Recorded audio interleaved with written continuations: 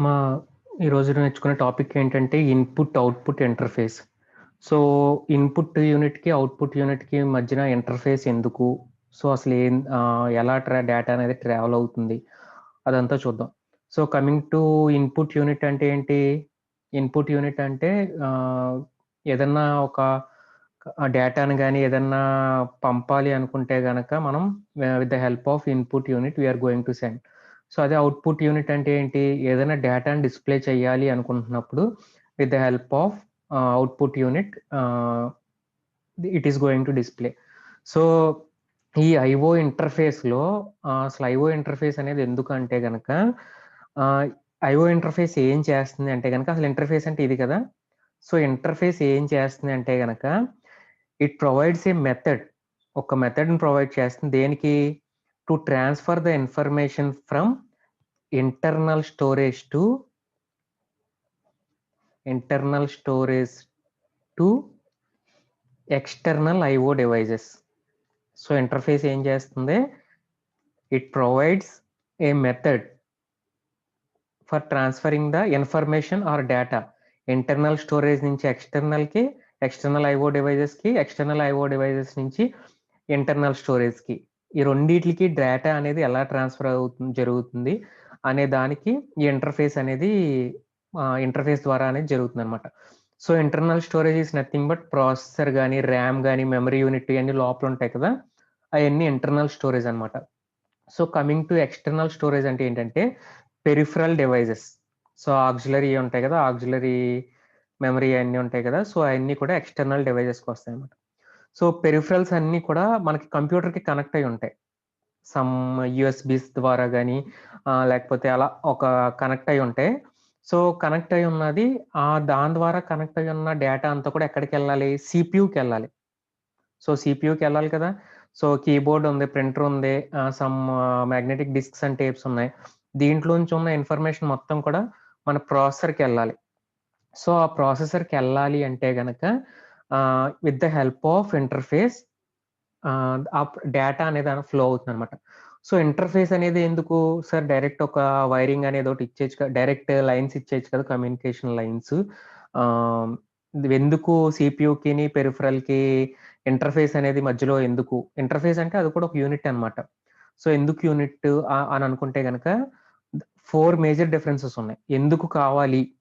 ఒక ఇంటర్ఫేస్ అనేది ఎందుకు కావాలి అంటే గనక ఫస్ట్ ఆఫ్ ఆల్ పెరిఫరల్స్ అనేయి ఎలక్ట్రోమాగ్నెటిక్ పెరిఫరల్స్ అనేయేంటి? Electromagnetic or electromechanical devices. So, external అయన్నీ కూడా ఎలక్ట్రోమాగ్నెటిక్ గాని, ఎలక్ట్రోమాగ్నెటిక్ గాని. సో, దీని ఆపరేషను మన సీపీయూ ఏంటి? సీపీయూ మరి ఎలక్ట్రానిక్ డివైస్. సీపీయూ మరి ఎలక్ట్రానిక్ డివైస్. సీపీయూ గాని లోపల ఉన్న ఇంటర్నల్ ఇయన్నీ కూడా ఎలక్ట్రానిక్ డివైస్. సో, మన సిగ్నల్ దాని ఆపరేషన్ ఒకలా ఉంటుంది. దీని ఆపరేషన్ ఒకలా ఉంటుంది. సో, మన సిగ్నల్ అనేది కన్వర్ట్ అవ్వాలి కదా! So, with the help of interface the signal is going to convert. అర్థమైందా? సో, ఈ 2 డిఫరెంట్ టైప్స్ ఆఫ్ డివైసెస్. మన ఆక్సిలరీ డివైస్ మన పెరిఫరల్స్‌ని లోపల ఉన్న ప్రాసెసర్ అయితే ప్రాసెసరో లేకపోతే మెమరీ యూనిట్ అయితే అయితే. సో, ఈ పర్పస్ కోసం ఇంటర్ఫేస్ అనేది కావాలి ఫస్ట్‌ది. సో, సెకండ్‌ది ఏంటంటే గనక మన data transfer rate. So, data transfer rate. So, ఎప్పుడు కూడా ఈ పెరిఫరల్స్ అన్ని చాలా ఫాస్ట్‌గా, చాలా స్లోగా మన డేటా ట్రాన్స్‌ఫర్ రేట్ ఎలా ఉంటుందంటే, పెరిఫరల్స్ నుంచి చాలా స్లోగా ఎళ్తుందనమాట. సీపీఎం చాలా ఫాస్ట్‌గా తీసుకుంటుంది. సో, ఈ రెండిట్లికి సింక్రనైజేషన్ అనేది కావాలి కదా! ఇది స్లోగా పంపి, అదే మరి ఫాస్ట్‌గా నేను ఫాస్ట్‌గా యాక్సెస్ చేసుకుంటున్నాను. మీరేమో స్లోగా పంపుతున్నారు. సో, అలాంటప్పుడు ప్రాసెసర్‌కి ఇబ్బందే కదా! ప్రాసెసర్ ఏమో కంపల్సరీగా వితిన్ టైమ్‌లో ఆపరేషన్స్ అన్ని పెర్ఫార్మ్ చేయాలి. కానీ కీబోర్డ్ అనేది స్లోగా చేస్తే ఎలాగో అవ్వదు కదా! So, with the help of interface ఈ మెకానిజం, ఈ సింక్రనైజేషన్ మెకానిజం అంతా చేసుకుంటుందనమాట. ఈ డేటా ట్రాన్స్‌ఫర్ రేట్‌ని. సో, థర్డ్ వన్ ఏంటంటే డేటా కోడ్స్. మనకి పెరిఫరల్స్‌లో డేటా అనేది ఎలా స్టోర్ అవుతుందంటే గనక బైట్స్‌లో అంటే ఒక క్యారెక్టర్ గాని ఏదైనా సరే బైట్స్‌లో స్టోర్ అవుతుందనమాట. అదే సీపీయూ ప్రాసెసర్ ఎలా తీసుకుంటుందంటే వర్డ్స్‌లో తీసుకుంటుంది. అర్థమైందా? సీపీయూ అనేది ప్రాసెసర్ అనేది వర్డ్స్‌లో తీసుకుంటుంది. సో, ఈ బైట్స్‌లోంచి ఎళ్ళిన డేటా వర్డ్స్‌లోకి కన్వర్ట్ అవ్వాలి. ఆ వర్డ్ ఫార్మాట్‌లో కన్వర్ట్ అవ్వాలి. అంటే గనక ఆ సిపియూకి కానీ మెమరీకి కానీ, మెమరీ కూడా వర్డ్లోనే తీసుకుంటుంది.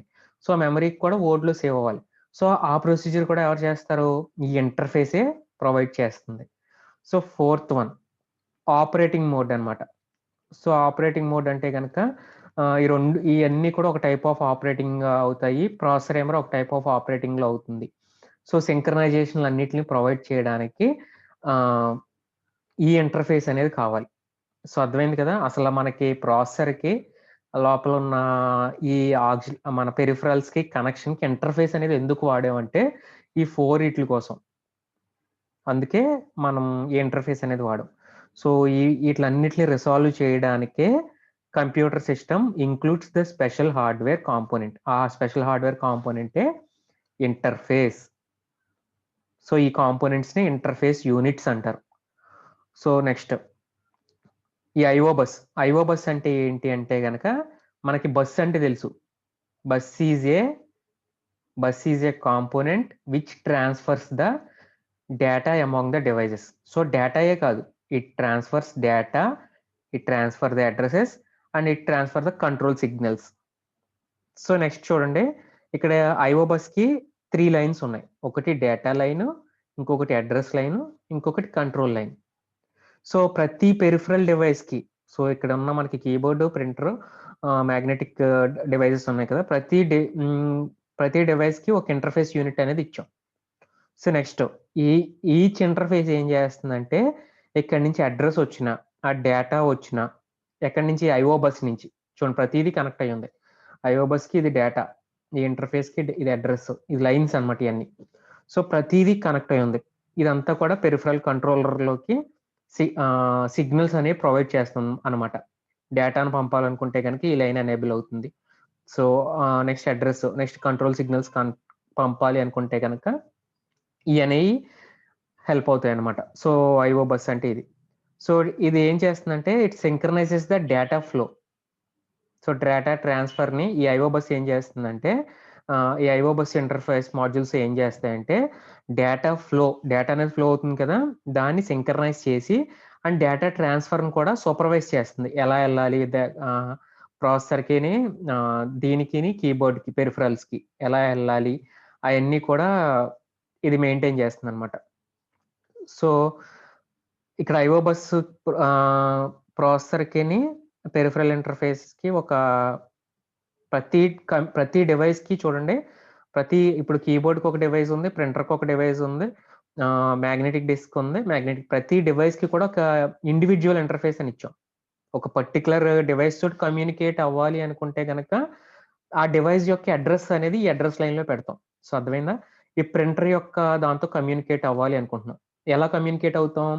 With the help of address. ఈ అడ్రెస్ బస్ తోటి పలానా ద అడ్రెస్ ఏ అయితే డివైస్ ఉందో ఆ డివైస్ యొక్క యాక్టివేట్ అవుతుంది. ఆ పాత్ యాక్టివేట్ అవుతుంది.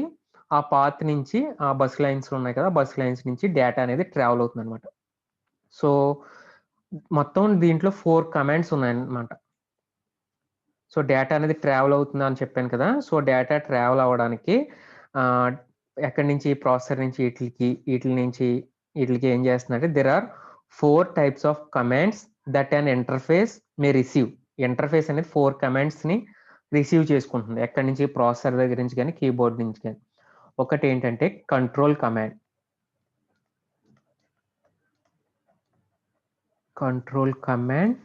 సెకండ్ వన్ ఏంటంటే స్టేటస్ కమాండ్.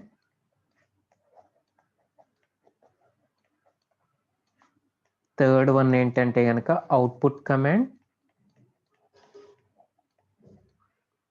ఫోర్త్ వన్ ఏంటంటే ఇన్‌పుట్ కమాండ్. సో ఈ 2 ఏంటంటే డేటా రిలేటెడ్ అన్నమాట. So first of all control command. Control command ఏం చేస్తుందంటే పెరిఫెరల్‌ని యాక్టివేట్ చేయడానికి. ఈ పెరిఫెరల్స్ ఉన్నాయి కదా! దీన్ని యాక్టివేట్ చేయడానికి. సో ఇన్ఫార్మ్ చేస్తుంది. నేను ఇలా వస్తున్నాను అని యాక్టివేట్ చేయడానికి కంట్రోల్ కమాండ్ అనేది వాడుతుంది. అర్థమైందా? Control command is issued to activate the peripheral.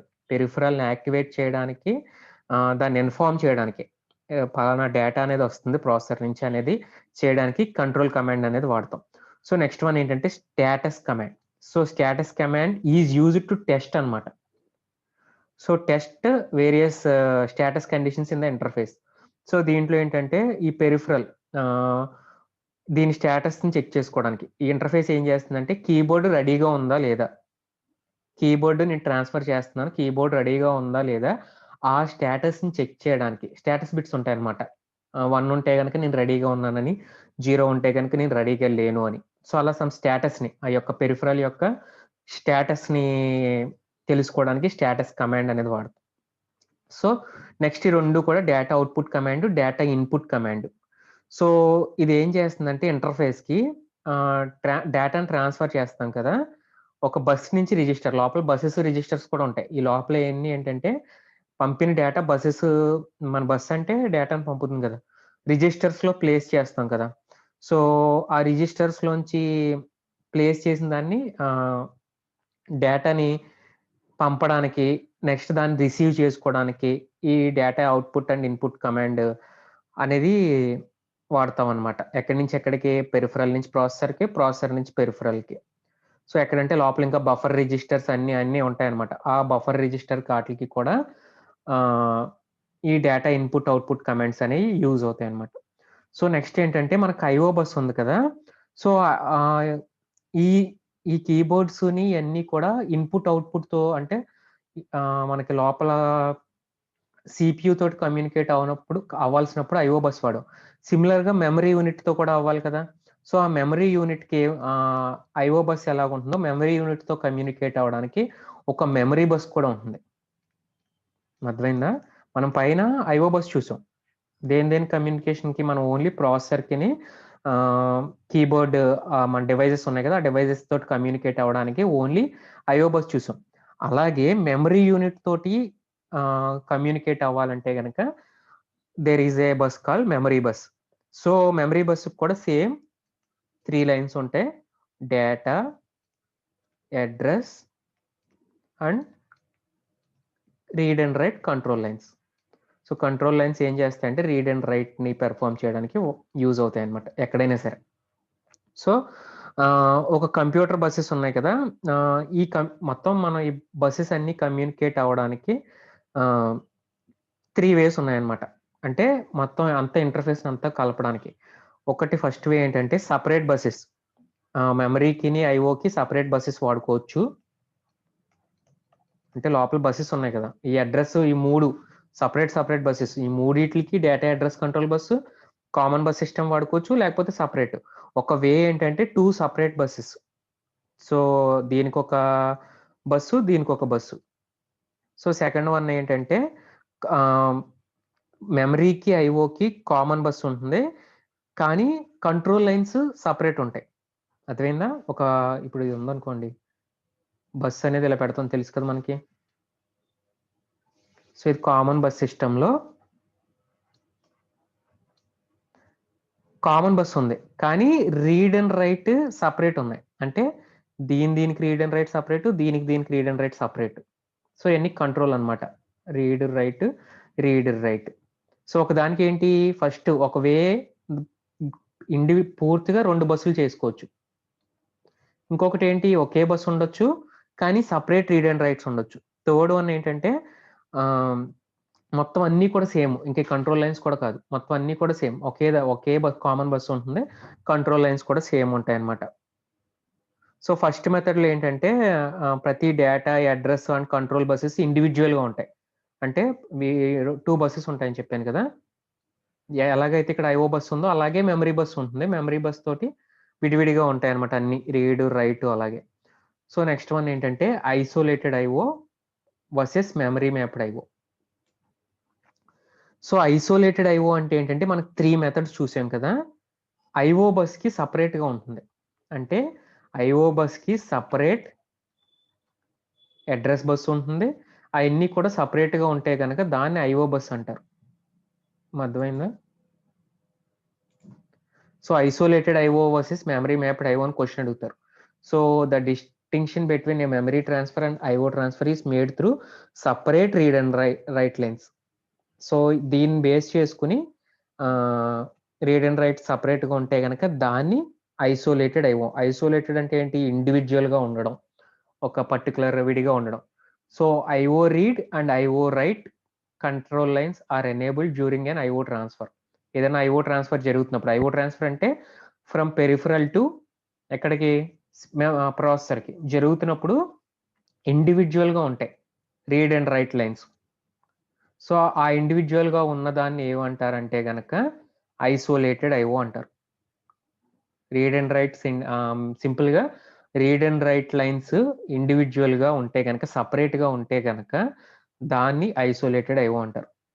So the memory read and write control lines are enabled during memory transfer. Isolated ఐఓకి దీనికి విడివిడిగా ఉంటాయి. సో దాని ఐఓ ట్రాన్స్ఫర్ కావాలనుకుంటే ఆ రెండిటికి సపరేట్ రీడ్ అండ్ రైట్, మెమరీలో మీద రీడ్ అండ్ రైట్ చేయాలంటే దానికి సపరేట్ లైన్స్ ఉంటాయి. సో దాన్ని ఐసోలేటెడ్ ఐఓ అంటారు. సో అదే మెమరీ మ్యాప్డ్ ఐఓ ఏంటంటే it uses the same address space for both memory and IO. అంటే రెండిటికి సేమ్ కామన్ బస్ సిస్టమ్ వాడతాం అనమాట. సో ఒక set of read and write సిగ్నల్సే ఉంటాయి మెయిన్. పై దాంట్లో ఐసోలేటెడ్లో 2 ఉన్నాయి. ఆ మెమరీకి బస్కి ఒకటి, ఐఓ బస్కి ఒకటి separate read and write lines ఉన్నాయి. అదే మెమరీ మ్యాప్డ్ ఐఓలో చాలా ఇంపార్టెంట్, చూడండి క్వశ్చన్ అడుగుతాను అందరిని. అదే మెమరీ మ్యాప్డ్ ఐఓలో 1 set of read and write signals ఉన్నాయి that do not distinguish between memory and IO address. So this configuration is referred as memory mapped IO. అర్థమైందా? ఐసోలేటెడ్ ఐఓకి memory mapped ఐఓకి, isolated ఐఓలో separate set of read and write lines ఉన్నాయి. Memory mapped ఐఓలో మెమరీకి IO బస్కి same set of read and write signals ఉన్నాయి. So ఇది మన ఐఓ ఇంటర్ఫేస్ గురించి. సో ఎగ్జాంపుల్ చూద్దాం ఇది అయిన తర్వాత.